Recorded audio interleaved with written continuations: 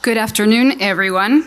On behalf of the Highline Network, I'm proud to make the introduction to this all-together session, celebrating history of place. This session brings two really important issues that matter a big deal to many of us here. So much so that they make me think of a quote that I once read and never forgot. History is politics of the past. Well, the politics of today is nothing more than the history that is yet to be told tomorrow. In Spanish, a more simple way of saying this is, la historia es la política que fue. With this in mind, you as well as I know the value that history and place have in our day-to-day work, as these two things have everything to do with how we reach out to others, how we establish our community engagement practices, our programs, which includes arts programs, and our work as nonprofit organizations dedicated to public space. Now, before we get started, I want to introduce a long-term partner of the Highline, Amanda Batten Foster, Corporate Citizen Manager of Vibrant Planet at TD Bank, who will give a few words about the bank's role in supporting communities and the arts. Hello, everybody, and thank you for inviting me up here. It's such a pleasure to be here with all of you today. Anna, the issue that you touched upon, which references this upcoming session, is particularly close to the work of TD.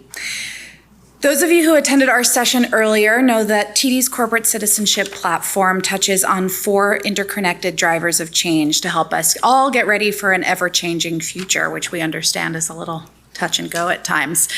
One of these 4 drivers, connected communities, is about promoting a sense of belonging for everyone by making sure that we're empowering people not only to come together, but also to have both the confidence and the opportunities to participate in a way that's meaningful to them. We believe that when people are included and engaged, they truly feel a sense of belonging. When they can be their truly authentic selves and share who they actually are, good things happen. Because art is such a powerful connector, the connected communities driver of change includes the amplification of all voices in arts and culture. TD looks to do this by supporting initiatives that reflect diversity and by providing professional development opportunities for artists facing barriers in this sector. And we know that to reduce barriers, we must also support initiatives that will help groups vulnerable to social isolation build connections within their communities. One of our key priorities in this space over the years has been to bring forward public-facing art and cultural events and exhibitions that reflect new, underrepresented, and diverse voices. We're proud to work alongside groups such as the Highline, who prioritize investment in historic legacies through art as they build impactful community spaces. One of our other drivers of change within our corporate citizenship platform is called Vibrant Planet, and this is the area that I focus most of my work on. Within this space, we aim to elevate the quality of our environment so that people and economies can thrive. Because of this, we're proud to partner with the Highline Network on their new curriculum to align to the Community First Toolkit. The toolkit, which I'm sure many of you already know about, is publicly available, and this resource will be used to help advance equitable development in public park spaces. It will help to create green spaces that can be used and enjoyed equitably by all, which is something we at TD really believe in. We're proud to work alongside the Highline Network as they grow in this curriculum and they help to bring it to a growing practice of parks organizations. It's all of these pieces and so many more that help us as we invest in creating and enhancing our communities. And as Anna said, we must provide historic legacies as we continue to build and create our communities and our parks. So what a better opportunity than this upcoming session to bring a meaningfully significant topic to the forefront of our discussion and our reflection. I'd like to introduce Mario Palumbo, Chair of the Highline, to come up next.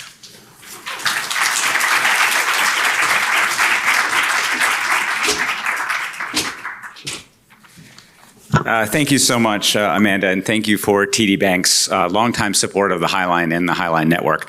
I'll make this brief since I know that we have some very exciting and dynamic speakers that we're all here to see, and I'm not one of them. But first, I'd like to just thank quickly the Highline Network team, including Asima, Anna, and Hosu, for organizing a tremendous convening here of like-minded people who are all working together to reimagine infrastructure and connect to our communities.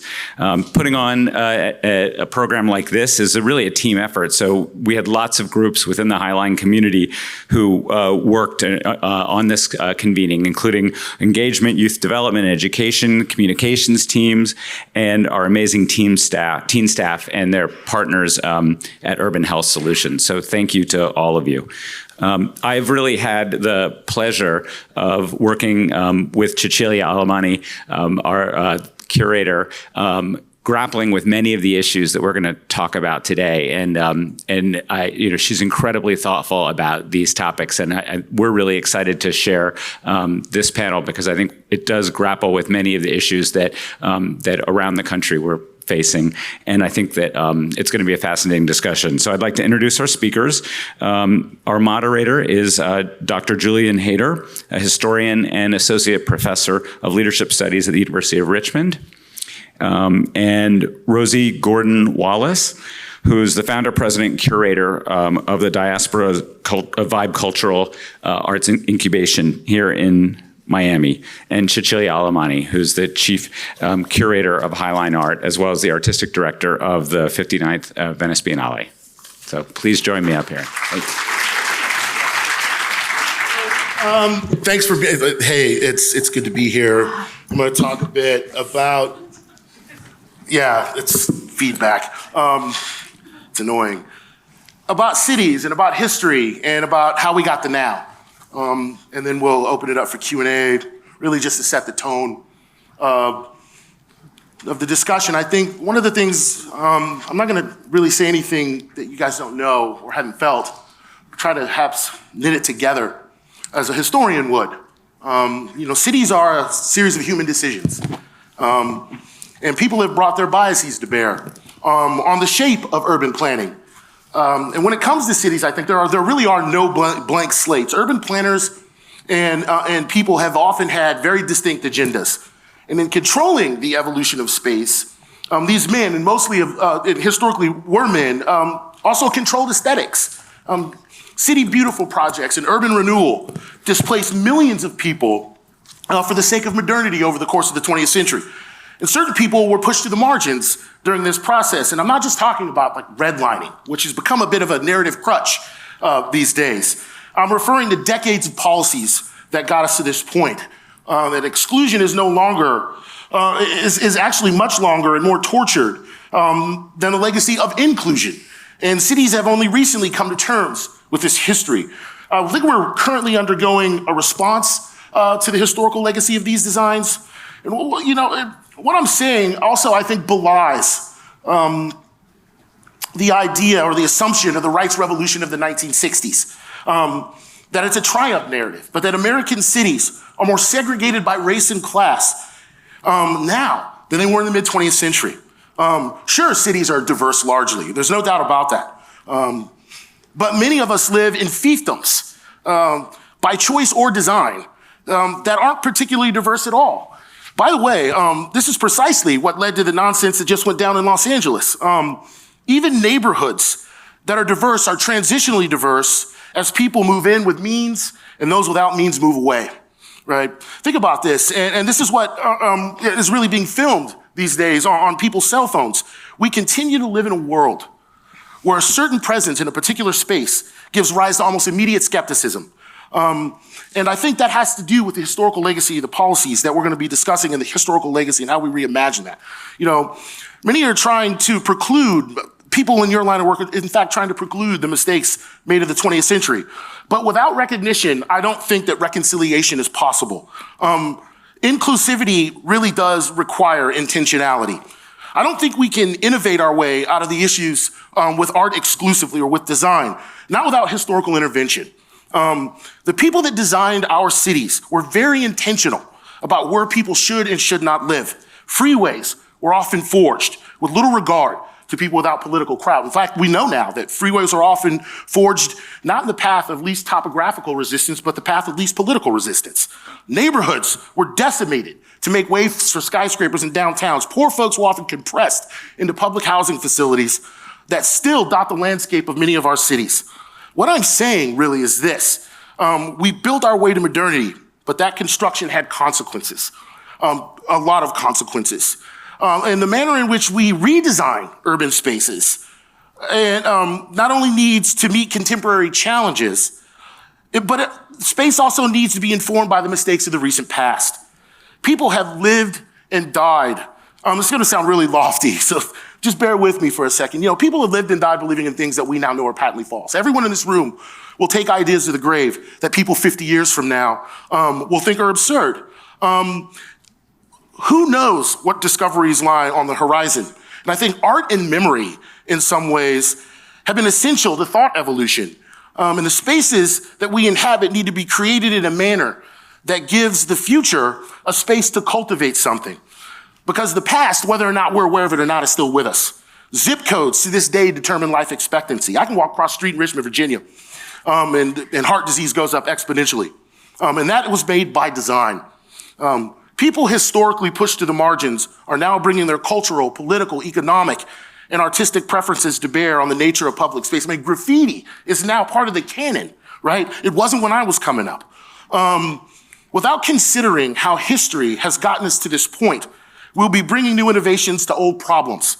I think it's an anti-future strategy without thoroughly contemplating where we've been and how intentional people were about the spaces that we live in. So today, I think what we're really gonna talk about is how we can use cities, which are in some ways like open museums, to answer some of these questions. You know, take Richmond, where I live. People of color have always associated toxic Confederate iconography with public space or the history of segregation and exclusion. And what we've done recently is reimagine these spaces and historical memory to help reconcile the more tortured chapters of our history. It's complicated, but it's a demand and it's a call for recognition. I was on 60 Minutes some years ago, and we talked about this, and we called it historical jiu-jitsu. We resolved to use the scale and grandeur of the relics of Jim Crow segregation against themselves, to absorb history. So why is this reckoning happening right now? I think it's the continuity of bad trends in urban American life, where even in places created with good intentions, are inhabited by people who can't help but bring their separate biases to bear on the nature of inclusive space. So that's where we're going. Right? Thank you.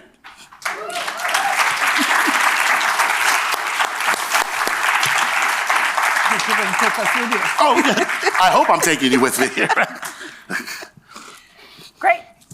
Thank you so much for being here. My name is Cecilia Alemani. I'm very happy and pleased to be among esteemed colleagues to talk about history of places and art.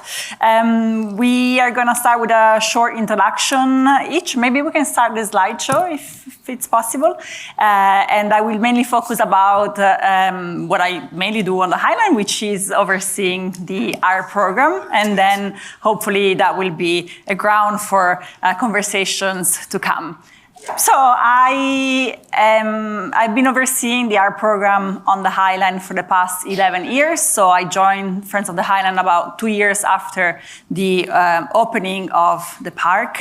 And one of the reasons that we, Friends of the Highline, launched an art program back in 2009 was because the institutions and the board recognized the sort of artistic nature of the neighborhood where the Highline is. If you're familiar with where the Highline is located in the west side of Manhattan, it crosses Chelsea, which is probably one of the most important art districts in the world.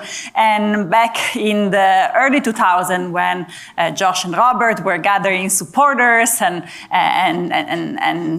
asking for help to turn this dream into reality, many of the first supporters were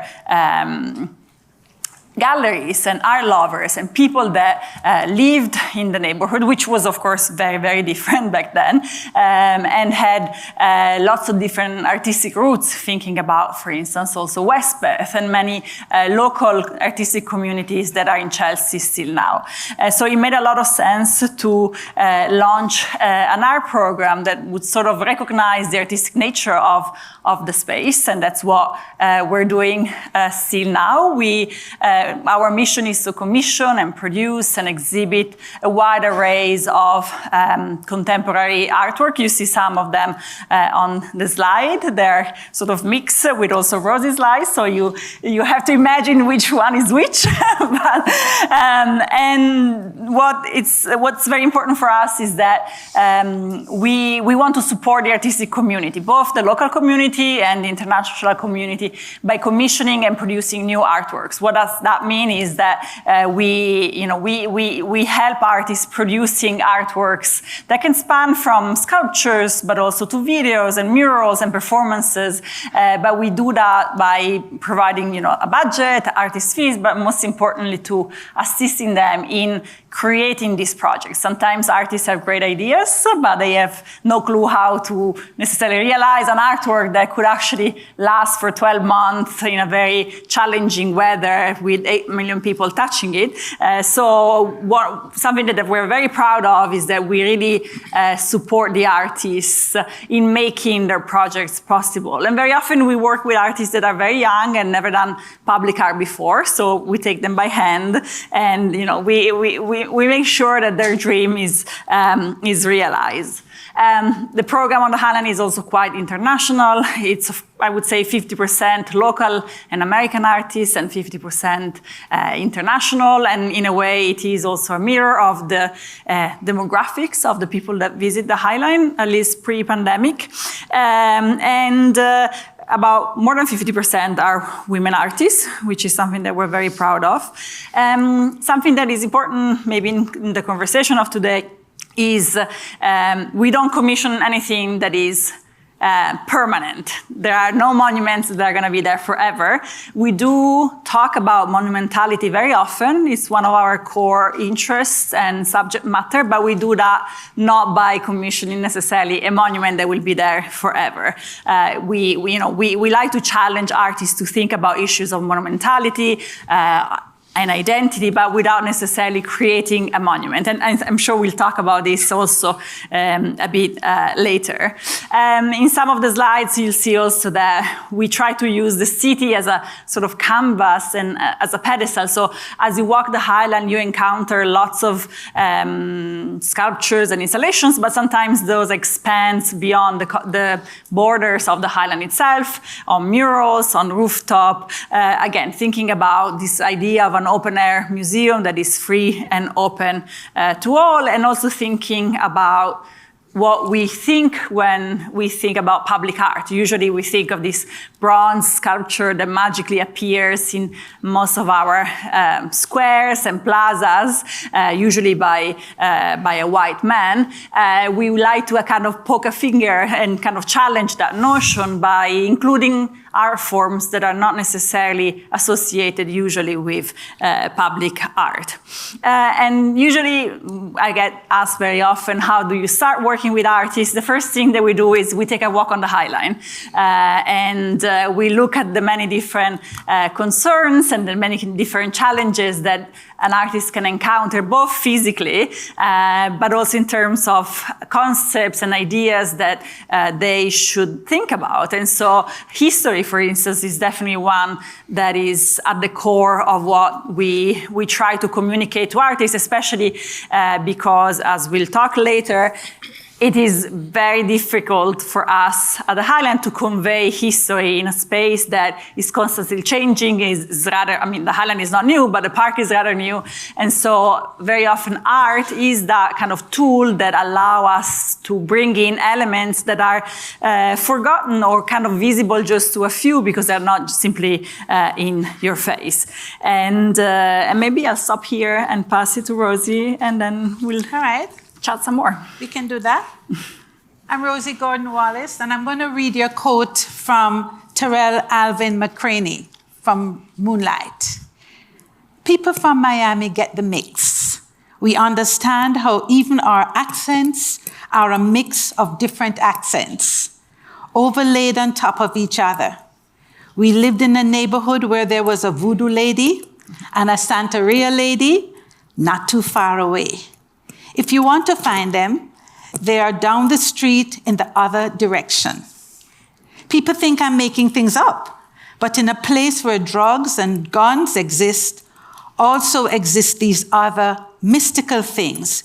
And many people do believe there is good and evil and spiritual fight in the world. Some critics think they can't stand my work. They say it's folksy. But I would invite them to live in my neighborhood and see that this is actually what happens. Terrell Alvin McCraney, that's my neighborhood. I tell my friends that I live in Miami and my heart swims in the Caribbean. You could put me in any island and I would be pretty fine living there.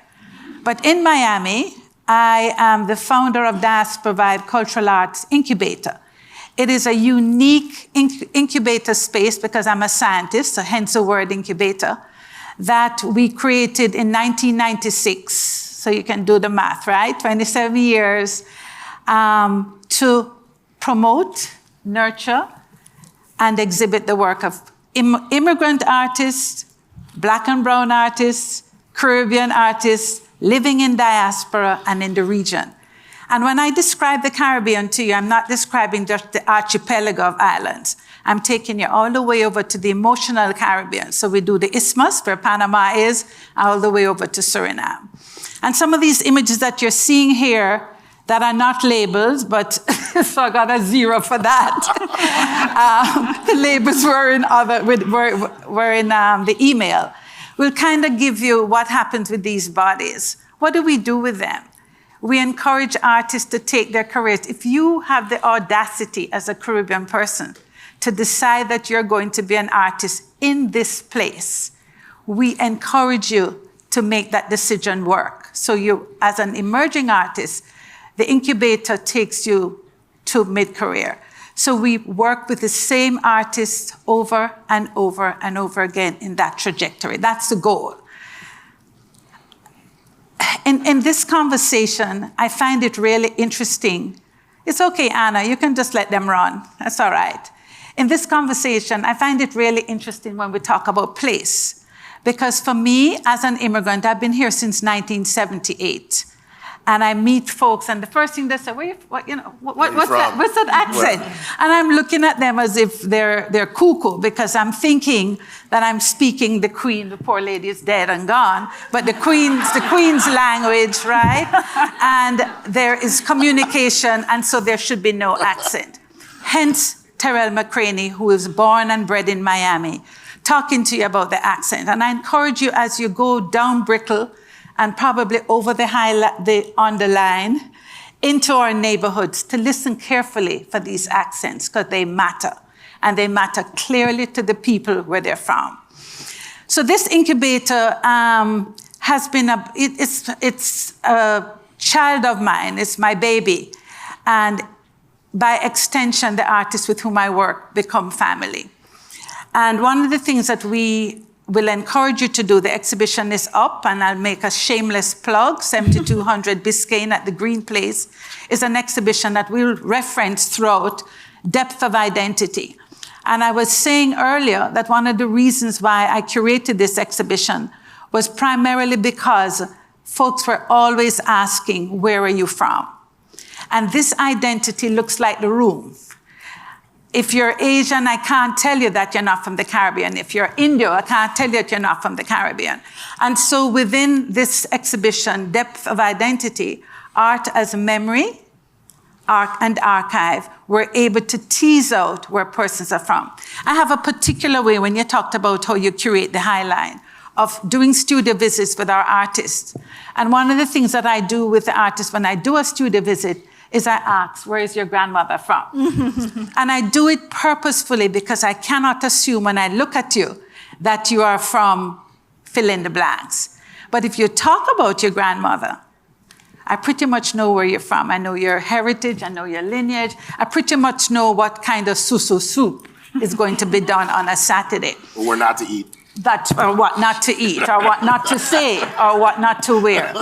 So the work has been really personal. It has. I tell my friends I feel like a ballerina, and I'm not supposed to be a ballerina at this stage. But what happens is you watch these artists build tribes.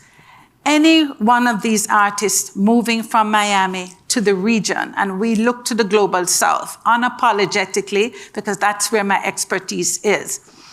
They can find an artist doing work that they can relate to or have a conversation with. So the sense of place is integral to the work that I'm doing here in Miami. We started in the old neighborhood of Wynwood, and please notice the emphasis on old, because the Wynwood of today, any Miamians in the room? Anybody? Okay, so you're chuckling. Unrecognizable. 1996, we started in Wynwood. And in those days, when you went to Wynwood, you went clutching everything around you and breathing deeply, but knowing it was the best place to get Puerto Rican food, knowing it was the best place to get Korean food, because it was a kind of garment district. And we did a program called Final Fridays. Every Friday night, we would cook a Caribbean dinner. I would come home from work. I was a pharmaceutical rep. I would cook a Caribbean dinner. My mother was alive then. She would start the rice, and then I would do the curry goat and the plantain, et cetera, and fool our community into coming to eat Caribbean food and introduce them to contemporary Caribbean art. Because if you were to close your eyes and think about what happens in the Caribbean, you would not think about some of the images that you're seeing here. You would probably think of a more, no disrespect, a person with a basket with fruits or the ocean and stuff. None of these artists are doing it. It's not that they don't like the ocean. They've had enough of it in terms of telling the stories. They want to tell some of these really tough stories of Black bodies navigating their way through this here America. And I say this tongue in cheek. I have been trying to become American from the day I got here. I'm a citizen, 1978, came here in 72. It is hard. It is hard because you have to also forget a lot of the things that come as innate knowledge to you. And as you navigate your way, you and I, Julian, talked about music before. Yeah. When was the first time you heard about reggae? When was the first time it made an impact on you? And he's a whole generation younger than me. These are the things that we have to navigate when we're here. So Wynwood took us to the design district, which was really upscale, but not quite so upscale. The limousines would come in on Saturday. Come on, Miamians, nod with me. Come in on a Saturday, but it was still a sketchy neighborhood to go to. And I stayed there for 17 years with Craig Robbins, who has transformed the place into an ultra hoochie Spanish design space, different from when we were there. But I'm telling you this for those of you who are not from Miami. You come into these cities and you see these projects that are really transformative, and you think it just happened. It takes years of work and tears to make it happen. And so if I took you to the design district now, I could still show you my building, 3938 North Miami Avenue, and then I would show you the Gucci's and the others that are there. And so now we are nomadic. Fancy that, right? So in 2022, we are nomadic. And that means that we do pop-ups. We are still committed to doing the excellent work of exhibitions for the year, 2 to 3 exhibitions. And now I go outside with the artists in Miami to Denver and Baltimore and Alabama. I haven't been to your city yet, so you have to invite us to show the work. And the work still says, we are here, we are immigrant, we're not going anywhere. We're going to do this work, and we're going to do it to the best of our abilities. Never you mind that most of our children, and I say our children because I'm talking about the generation coming up, our children have been sent to your prestigious schools, our prestigious schools. And so there should not be this conversation about whether they have a contemporary language or not, because they're coming from the Pratts and the Chicago Institutes and the RISDs, you know, and name them. And yet, in doing the work and in navigating the space of contemporary language and work, there is always this question, where are you from? Where are you from? And it comes at us with a tone that doesn't say, where are you from? Right? Where are you from? Italy? Richmond? Right? It doesn't come with that. It comes in the contemporary space. It comes with the question of, where are you really from? And do you belong here? And it is in that space that we're going to talk about space. Right. And place. Right? Yep. Right, Julian? Your turn. All right. So I might ask you a bit of an unfair question as a historian. I'm obsessed with continuity and change, right? How do you tell a lasting story with temporary art? Is that the objective, by the way? Is there some obligation, I guess, to find some continuity in a narrative, or is the story temporary?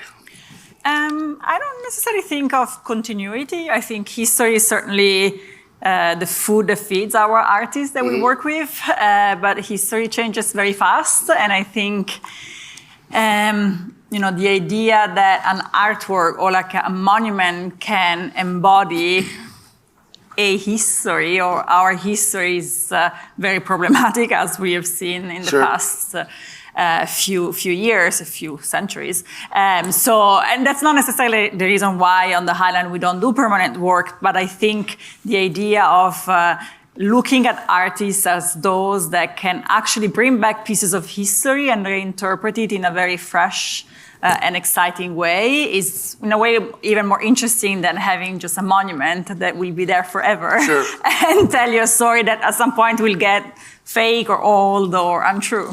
So how did New York's history dictate what you could and couldn't do in that space?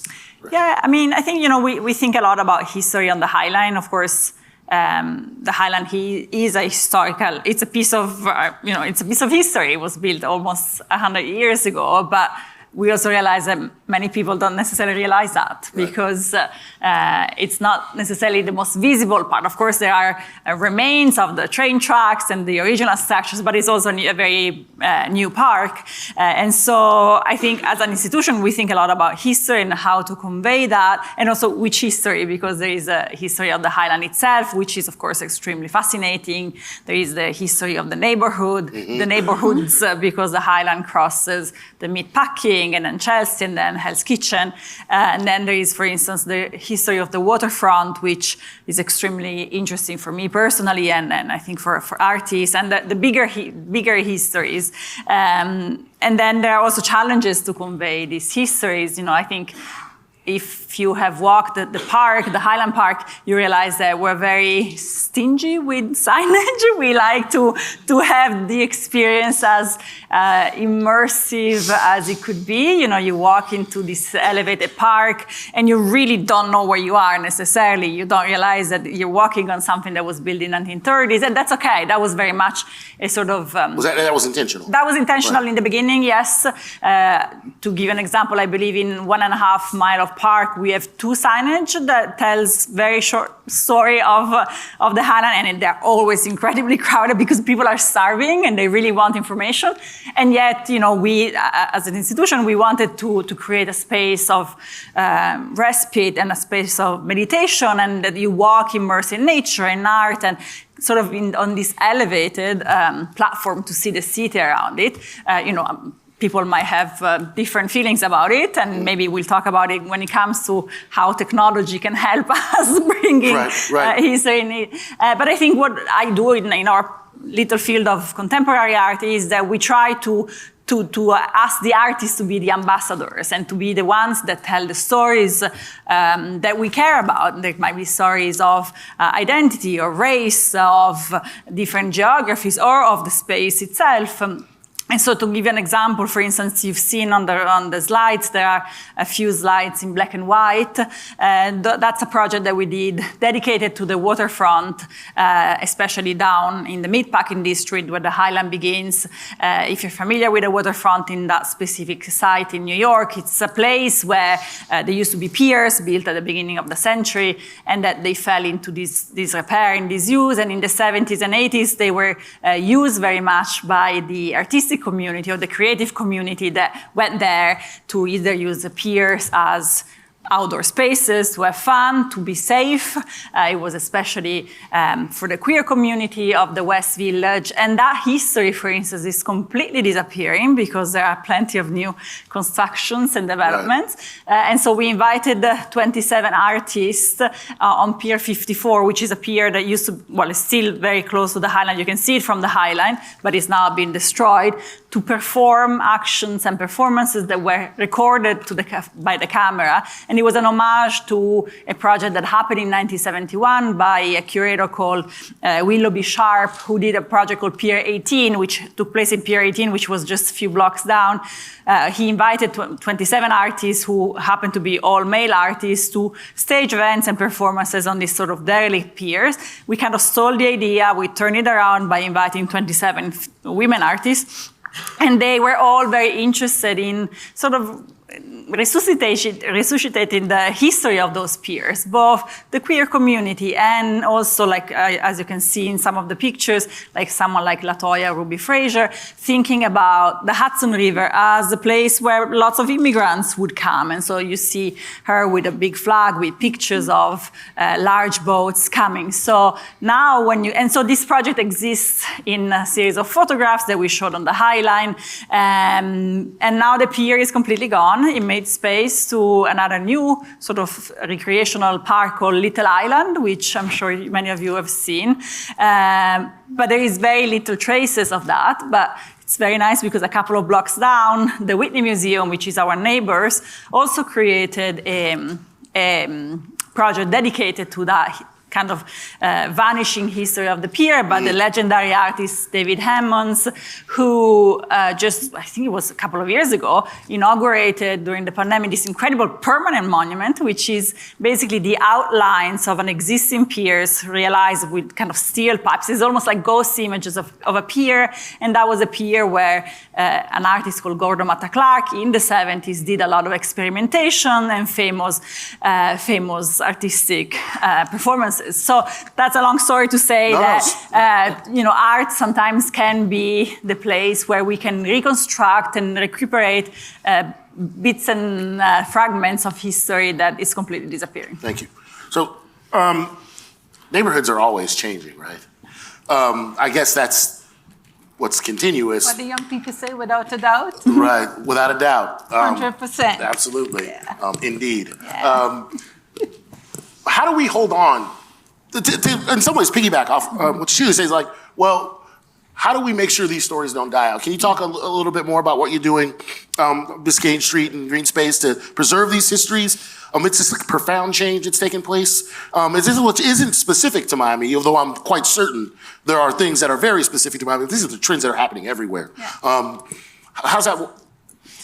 So for us, we believe and we live the histories of our ancestors. Mm-hmm. And so that comes out in the work. Navigation is not only about neighborhoods, it's about the personal navigation. Yes, absolutely. And validation. And you can only do that if you're going to reference the history that you've come here with. Mm-hmm. And I did say we work with immigrant artists. Right. Almost all of, well, everybody right. is a real immigrant, but I'm talking about real immigrants. Right. New immigrants. New immigrants. And so the histories come out. So the history, for instance, in the exhibition that you're referring to, Depth of Identity, Art as Memory and Archive, the Surinamese artists reference the Maroonage, right. the Maroon cultures up in the forest. And it's done through their language, it's done through their music. There's an altar, it's done, we always do stuff with rum. Miami, always doing stuff with rum. And the rum allows you to call upon the spirits. So I'm just keeping it real. So the spirits are alive and well in the storytelling. And like griots, when we convene to do an artist studio visit or we convene as artists, someone references their ancestors. I mean, it happens with the It's food. the power of oral histories, right? Absolutely. We're obsessed with the written word, right? But what you're really doing is something survived the transatlantic passage, right? And so how essential are those oral histories to... Indelible to our lives, indelible to the rituals that we live. I mean, tea drinking, I'm from a former British colony that's now independent, Jamaica. But tea at 4 o'clock, if you walk down the corridor with a thing of tea, I'm right behind you. Those kinds of it just is. The 4 o'clock tea, and in Jamaica, it was a sense of status. If you're a civil servant and you had your glass of water and your cup of tea.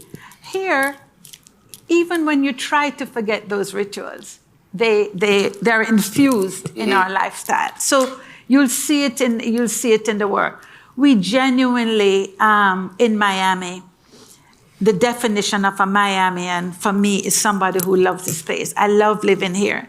I love living here because it's an emotional space that gets me close to where I really want to be, right? An hour away. So those are the things that keep us going. But these are contested spaces, right? Like celebration isn't synonymous with how do we keep the memory alive? In that context, right? I encourage you to bring the joy within the body that you're contesting. Right. And so the contested spaces in Miami are many. Our zip codes, I've told you, are siloed. Pockets of people are Haitians, are not so much Jamaicans. Jamaicans are more chameleon. I call them fiefdoms, right? There you go. Right, yeah.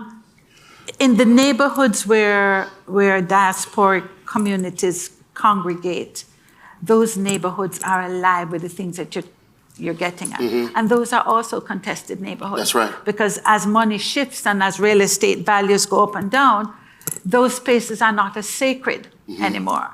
10, 15 years ago, Little Haiti was Little Haiti. Now we have different, there's a conversation around different namings of those places. Right. I'll go down to Perrine to not make this neighborhood particular. In Caribbean Boulevard, in Perrine and in those neighborhoods. So I lament when a neighborhood like Wynwood that was particularly Puerto Rican based becomes diluted to the point where just a few of the old Puerto Rican families are there. And on a Saturday, 3, 4 o'clock, the table is out, the domino is out, the bottle of rum is there, and the neighbors come and congregate. You don't see it as much anymore. But that is a lifestyle that folks have come here with and that have allowed them to survive. It's happening in New York, by the way, in areas like Brooklyn, where public noise was essential to the fabric of the community. As people move in, right? There's been an exponential uptick in the number of calls to police departments about the nature of public noise. So these contests just continue to move on. Whose noise is it? Right. I mean, and when neighborhoods become gentrified, I'm talking about your neighborhood now, I'm leaving mine, I'm going to Harlem. When I go to visit my friends in Harlem and people complaining about noise. Right. Harlem was always a place with high levels of different kinds of music and noise. So it's the same thing here. And I'm going to say this, I'm not finishing the sentence. Civilization is not always good, whatever that means. And we're calling it modernity, we're calling it fabulous living, edgy living. It's not always good. It's not good for our health, it's not good for our communities. Right. And what I am experiencing in Miami, and that I'm truly concerned about, is the inaffordable housing that is constantly or has constantly changed these neighborhoods to the point where the fabric and the definition of the neighborhood and the sass of the neighborhood. There's a time when you drive through a neighborhood, you feel it. those feelings are going because different bodies are occupying the neighborhoods. And the big question is, where are they going to? And who's going to lose the vibe? Because when the vibe goes, not everybody comes with the right vibe. Right. And we know, not everybody comes with the right vibe, but we also know that the economic wave is like a tsunami that has taken us in Miami,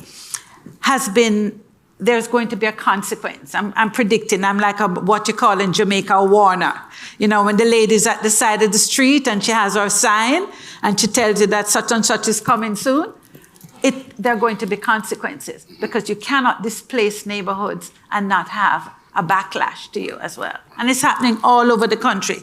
I'm being really gentle to my own town that I love dearly. Right. So this is for both of you. Yeah. I have to ask you about the challenges of inclusivity in these spaces. We found this to be the case in Richmond, and reimagining public space wasn't nearly as inclusive as we would like.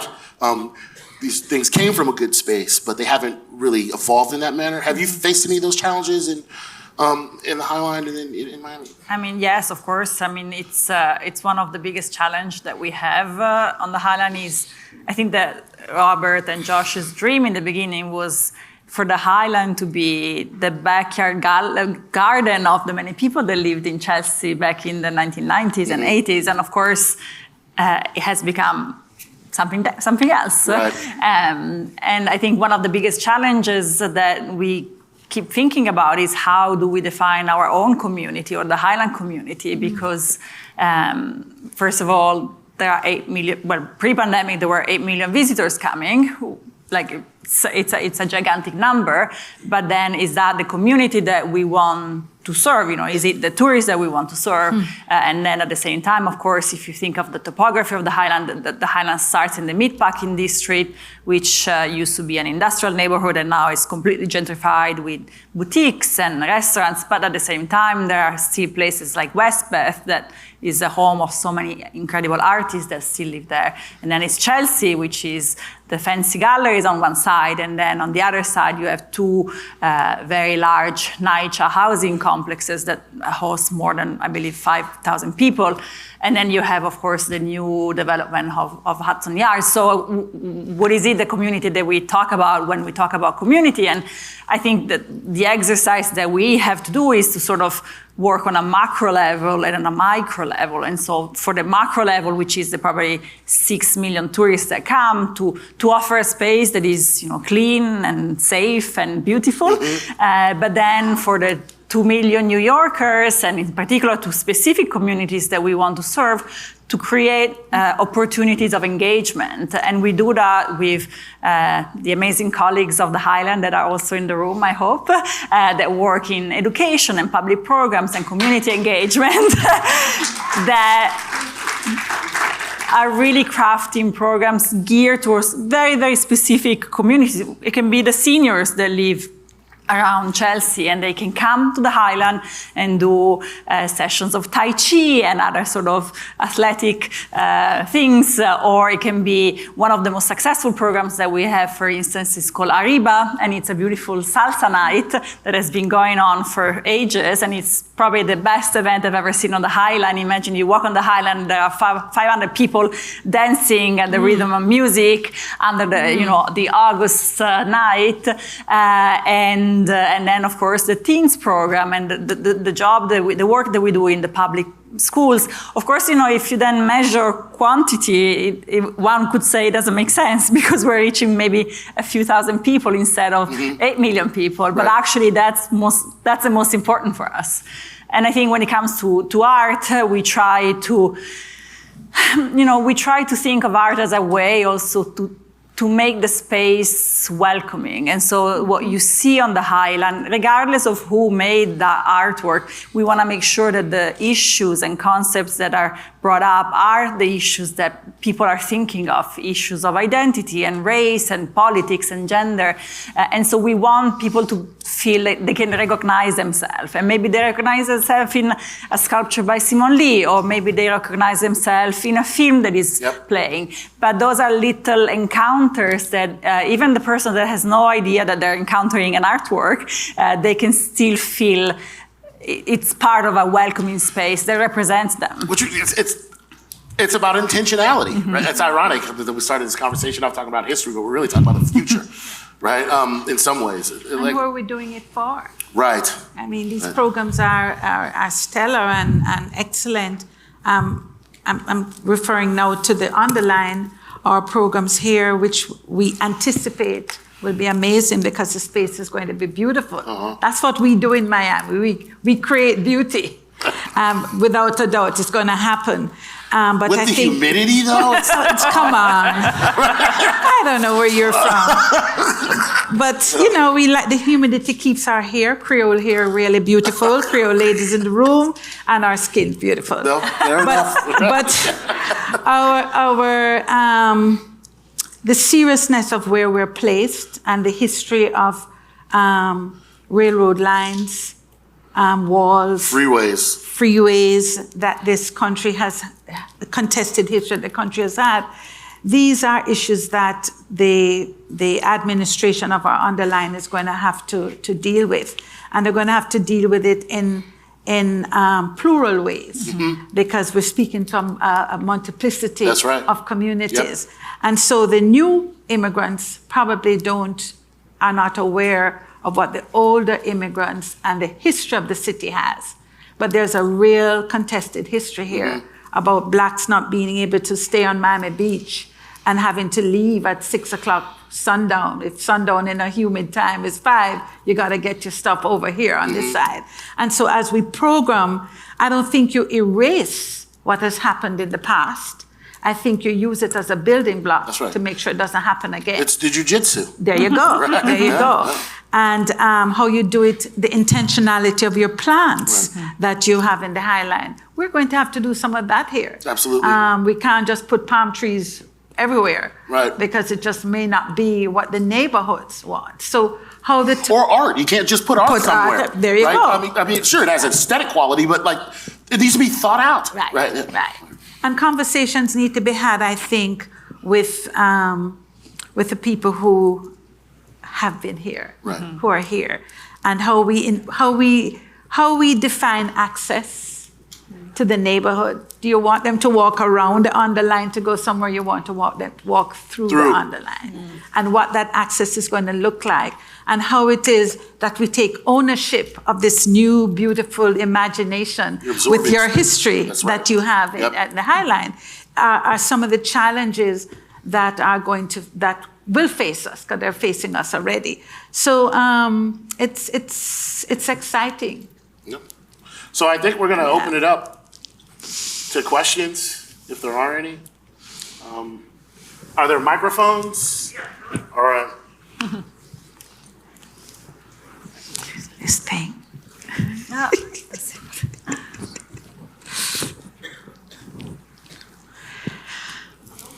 I mean, I've got more questions, but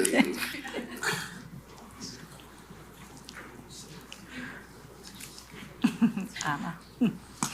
Thank you. So I have a question for Cecilia, but Rosie, you can, if it fits, please, by all means, do respond. Cecilia, how have you, for those who are familiar with New York, we know that the monuments change every year. Sometimes we get really excited about a beautiful monument that goes up on the Highline, and sometimes it's really sad to see it go, right? And I feel like a lot of people feel that excitement and that sadness at the same time, and they grapple with that. So what's your experience been around that sort of, because in a way it certainly gets people more engaged with a space. It's a reason to go back, right, every year. But what's been your experience around that? And if there are also similar examples in Miami, I'm curious to know as well. But like, how do you grapple with that? With that pushback that you might feel when people happen to cherish and love something and then it goes away? Yeah, there's literally still now people that come to me and ask me where the bird feeders are, which was literally a piece by Sarah Z that was exhibited on the Highline in 2010. So what is that, 12 years ago, I think people do get attached to artworks, but I think it is the very nature of our program, and also maybe it's mirroring the speed of the city, but the idea that the program rotates once a year, and the idea that the people that live in the neighborhood and everyone basically can come back and see, first of all, throughout the 12 months, the same artwork changing completely depending on the season. You know, we install an artwork in April, and April, the highland is completely bare. There is nothing, no greenery. And then in June, they get completely surrounded by, or kind of eaten up by the vegetation. And then in the fall, you have these beautiful colors. And then in the winter, they might be covered by snow. And so we get a full cycle, let's say, of the season, and then they go. Also, there is also, for those of you who run spaces similar to the Highland, there is also a sort of law within the Parks Department, which is the department we report to in the city of New York, that public art can stay on view for 12 months. So it's not that we only came up with this idea, but I think the city is very worried about having to deal with lots of monuments that are gifted to the city and will remain there, and then they have to take care of. But actually, we embrace this nature, and I think in a way it keeps the Highland fresh. Also, we don't really have a ton of space to just have permanent monuments. By the time we have 10, then there is no more space, so I would not have a job. So that's why we do that. She could just blame the mayor. That's what she's saying. I don't have an answer. Our space is new and linear and just starting. And I think that's a part of the excitement of what's going to be there. We have if you have been there, there's this rock called Oolite that is indigenous to our spaces. That is actually, I tried to replicate it when I was selecting the images to show you that our ceramics folks will work using it as a template. But we're new, you know. I joke about what we do in Miami in 6 months. New York takes 99 years to do it.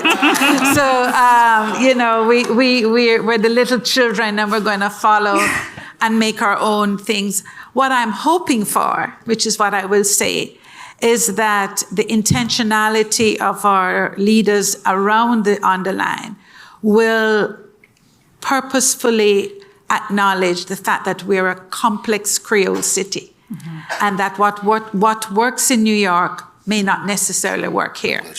And right. Yep. And once we are able to have that conversation, then the outcome from the conversations should be more pleased. You're not going to please everybody, but I would be happy with some of those things. Yeah. Thank you. It's great presentations. I was curious, how do you ensure and how do you get the community? Because I hear community used all the time. How do you get the community to provide feedback or inform what's chosen in public spaces, since it is public art? How do you do that on an ongoing basis? We have different forms of gathering, which I think in the last 4 years have been called the Neighbors Council, which is a sort of organism that we put together with, I believe, about 15 members that are part of, the neighbor. They run institutions, they're just regular residents. And, we look at many things. We don't necessarily look just at public art, but we look at many things. We gather the input, and we have an active conversation with them. We don't necessarily have a perfect system, but that's been a nice way of gathering feedback. And for instance, for the Plinth project, which you've seen, Brick House by Simon Lee, which is like a sort of recent project that we launched a few years ago. It's not necessarily a competition, but we do get proposals from people, and then we post it online, and we gather feedback on the website. So again, thinking about how technology can help us in the public space, that's as far as we got. We have a beautiful website where you can leave your comments. I'm sure we can do more in the future, but those are the few ways in which we connect with the community. And so, Dr. Holder, what happens here in Miami is that the Department of Cultural Affairs has a public art in public places department, and the process is competitive. There's a call once a year to artists And there's criteria. You have to live in Miami-Dade, et cetera, et cetera. And then the committee meets. I've served on some of those committees. They select the work, and the work is placed in the public sphere. Our work, since we're talking about highline and underline, I have not heard of a call for the underline yet. If it has happened, I haven't heard it. But that's the process that we have in Miami-Dade, and it's pretty democratic. And if you see, all of you came into our beautiful airport and you had a wonderful experience, and right? And you look on the ground and you'll see the artwork there. Edward Duval Carrier's work is there. The work is on the ground, whose name I can't remember now, in the terracotta flooring of the airport. So thank you so much. So that's the process here as well. In Richmond, I'll say this real quick. Yeah. None of it was done with a popular mandate historically. It was always done by a handful of kleptocratic oligarchs who ran the city. South. It's more democratic now than it's ever been. We're still struggling to get representation. Some people aren't online. It's been difficult, but it's definitely better than it used to be. Mm-hmm. We have a pretty good system here, I think. I live here. Good afternoon. Sir? Can you hear me? My name is Michael Wiggins. I'm from Little Island, Director of Education and Community Relations at Little Island. So inspired by the artwork on the High Line and the way you're talking about artists here in Miami. My question is about what we owe the people that we are asking to help us create our institutions. As we ask artists to come in and make beautiful work, as we make our institutions, our organizations, and our destinations places that people know about and transform neighborhoods and aid gentrification, as the people that we invite in, artists of color, inviting into the space, are we asking artists of color then to help erase our own communities? And if we are, I suspect that we are in some way asking us to do that, because if we're successful when we are successful, then people are drawn to the neighborhoods and then they change and the bodies are replaced. So that is happening. So then my question is forming now, and I'm getting anxious to ask it and hope I get it right, then it might be like, am I doing the right thing? And I'm going to continue doing it because I think that the artwork is beautiful and we want to bring it in and we need the diversity within the organization. So we have to do wonderful things, but it will have this impact. It has implications. So then what do we owe them? And do we then start to do land acknowledgements for Black people because they're no longer around? Or what do we do with all of that once we've done it? I don't know if it's an inevitability. I think you can't do this without political will. All right, I don't know if gentrification, loosely defined, is an inevitability. I think you can change tax credit codes. You can do things to I think we talk about it as if it's inevitable because it has been up to now. I don't know if it has to be that way going forward. I think any of these things done without political will or good faith to maintain the integrity of community and pushing people out, much like they did in the 20th century, will inevitably lead to what you're talking about. But I don't think it's got to be a unified front. I mean, that's what we found to be the case in Richmond, that it just can't be about art. It has to be a kind of unilateral, effort to maintain the integrity of communities by thinking not just about design, but about politics. Right? I think in Miami, the situations vary. I'm not picking on the design district because it's absolutely knocked down gorgeous. But it's different from what it was 15 years ago. Mm-hmm. And Craig Robbins' ultimate design of work, live, play, and luxury play has happened in my lifetime. So you can't quarrel with that. You know, it's hard to bring an argument to you that says, oh my God, it's terrible, I don't want to go there. I love going there. He has 15 restaurants. You feel sexy, you feel fabulous, right? But what you really are saying is, in places of blight, if I heard you correctly, in places of blight where there's a history that a neighborhood is not such a good neighborhood, the powers that be bring artists in, and those artists get free space, free walls, free everything. Until. And it is the artists that lead, and that happens in my travel around this country almost everywhere. I just came back from Montgomery, Alabama. Anybody from Alabama?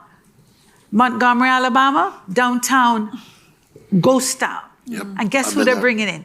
Dance theaters are getting 3 stories of free space. They're bringing us in to change it.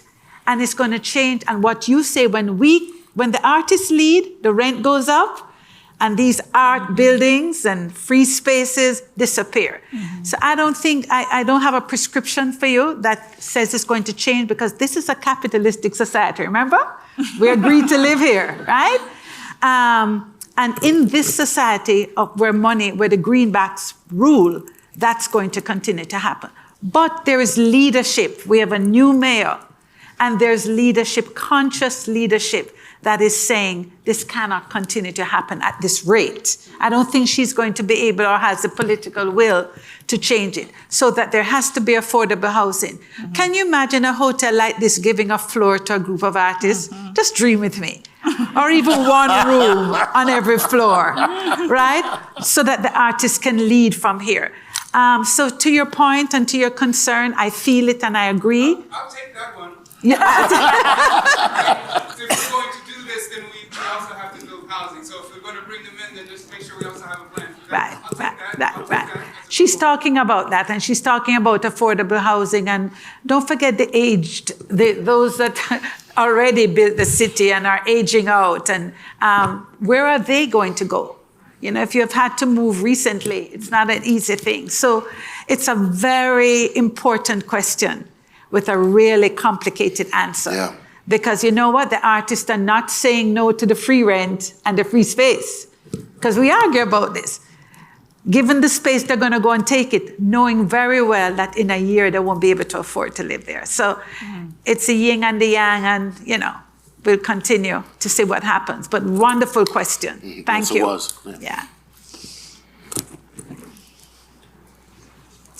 Hello, I'm Michael Zeller from the Kansas City Rock Island Bridge Project, and I'm personally inspired by the images on the screen, the visual, the sculpture art. Could you say something about also the performing arts that you've had, either on the High Line or in other places? I remember there was an opera mile, wasn't there? A linear kind of opera experience? Yeah, so I'll start and then of course. So we do commission and host performances and live events. That's been very important since the beginning, because in a way it's the sort of only art form that really engages with people directly, and the people is the best part of the Highland. So even though it's extremely complicated to do these kind of events on the Highland, just because we have no space and there is a ton of people, we care a lot about that, and we commission, in the same way we commission a sculpture, we commission a new piece of performing art, which can be, usually it's a dance piece or a contemporary art performance piece. And that, to me, they are the most engaging moments on the Highland. In a way, one could say that when you look at a sculpture, is a bit more passive gaze or passive engagement. I actually don't think it's true, but it's more like, oh, I see the sculpture and then I go. When you're part of a performance, you are really engaged and you're asked to stay and very often to participate. The Mylong Opera was something that was organized on the Highland many years ago. I mean, I don't know if it was many years ago, but it feels like many, many years ago to me. It wasn't necessarily part of the art program. It was a much bigger endeavor, and it was a fantastic event, which basically turned the entire length of the park, which is again 1.5 mile, into an open air theater. People would come in from the south end and walk and encounter, I believe there were 1,000 performers spread over the space. They were singing and dancing, and it was at night, which of course it's one of the most magical times to be on the Highland. So we've never replicated anything like that because it was extremely complicated and expensive, but we would love to in the future. But it's, I think in a way that the Highland is almost like a stage and an open air theater by nature. So they work very well. Thank you. In the underline, we have experienced commissioned pieces from opera all the way to contemporary popular artwork artists here in conjunction with art. So it has already started here in Miami. 1 minute.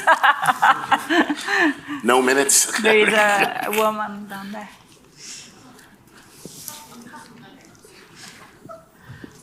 Sorry, just really quickly. I think I heard both of you say that you were developing your plans after the environment was built, and I was just curious if you felt like there was a benefit to waiting for the environment to be built first and then kind of developing a plan, or for those of us who are in sort of pre-development construction phase, kind of thinking about it now.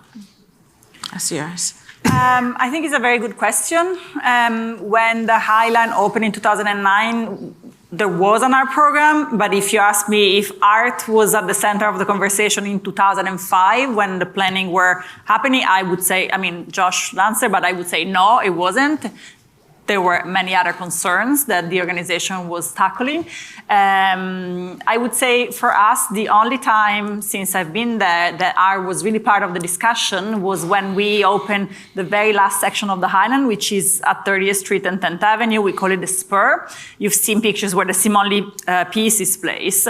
That space opened in 2019, and it was the last part of the original structure of the Highland to be open. It's not a big space, and we struggled a lot in thinking about what design could happen there, what kind of space we could build that could match the rest of the design of the Highland, but maybe creating a different feeling. And so we looked at different. I look at my colleague Patrick because we looked at different solutions. There was a ball at some point. There were many different, very creative things. And then we said, why don't we actually place programs at the center without having, no offense for the design team who did an amazing job, but why don't we actually ask the people that program the space to have an input? And so we came up with the idea of actually leaving the space quite bare and fairly empty. It's almost like a European square, just a square with nothing, and then placing in the middle a plinth or like a base, a pedestal, where we would commission bigger pieces, more monumental pieces. And that has worked very well because in a way, and I can see how people use the space. On the Highland, people tend to just walk from one point to the other. They stop sometimes, but it's a linear experience. Over there, also because there is nowhere to go, people really stay and sit down, and hopefully the art in the middle is kind of subject of conversation or can inspire conversations about many, many different things. So I think the answer is, programs and the activation of the space should be part of the conversations, but it's always remaining a bit flexible. If we were to go back to 2005, I don't think I would love to have a space dedicated to art on the Highland, because I think the beauty of the program is that it really is responsive, it's site responsive, and it's nomadic, it takes place in different ways. But I would have maybe get rid of a few details to accommodate some of the sculptures. Thank you. Thank you. Thank you. Thank you. Thank you. Thank you.